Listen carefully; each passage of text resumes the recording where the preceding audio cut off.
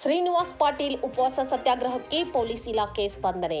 ಟ್ರ್ಯಾಕ್ಟರ್ಗಳಲ್ಲಿ ಅಬ್ಬರಿಸುತ್ತಿದೆ ಕಿವಿಗಡಚಿಕ್ಕುವ DJ. ಸಾರ್ವಜನಿಕರ ನೆಮ್ಮದಿಗೆ sound ಕಂಟಕ.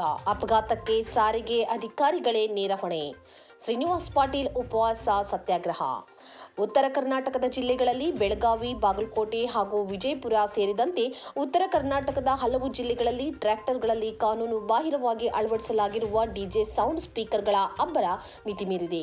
ಇದರಿಂದಾಗಿ ಸಾರ್ವಜನಿಕ ನೆಮ್ಮದಿ ಹದಗೆಡುತ್ತಿದ್ದು, ವಿಶೇಷವಾಗಿ ಶಾಲಾ ಮಕ್ಕಳು, ಮಹಿಳೆಯರು ಮತ್ತು ವೃದ್ಧರ ಆರೋಗ್ಯದ ಮೇಲೆ ಗಂಭೀರ ಪರಿಣಾಮ ಬೀರುತ್ತಿದೆ.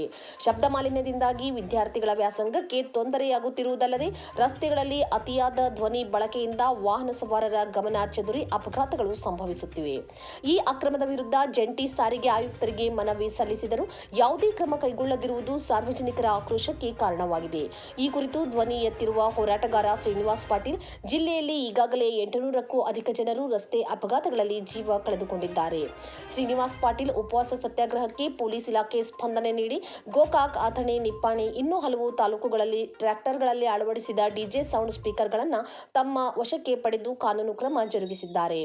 ಈ ಕಿವಿಗಡಚಿಕ್ಕುವ ಶಬ್ದವೇ ಅಪಘಾತಗಳಿಗೆ ಪ್ರಮುಖ ಕಾರಣವಾಗಿದ್ದು, ಸಾರಿಗೆ ಇಲಾಖೆ ಅಧಿಕಾರಿಗಳು ಕ್ರಮ ಕೈಗೊಳ್ಳದೆ ಸರ್ಕಾರಕ್ಕೆ ದ್ರೋಹ ಎಸಗುತ್ತಿದ್ದಾರೆ ಎಂದು ಕಿಡಿಕಾರಿದ್ದಾರೆ.